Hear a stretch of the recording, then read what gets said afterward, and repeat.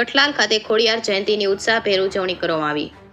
કઠલાલ નગરમાં આવેલ ખોડિયાર મંદિર તેમજ સમગ્ર કઠલાલ તાલુકામાં ખોડિયાર જયંતીની ધામધૂમપૂર્વક રીતે ઉજવણી કરવામાં આવી. વહેલી સવારથી ખોડિયાર માતાજીના મંદિરે ભક્તો ઉમટી પડ્યા હતા.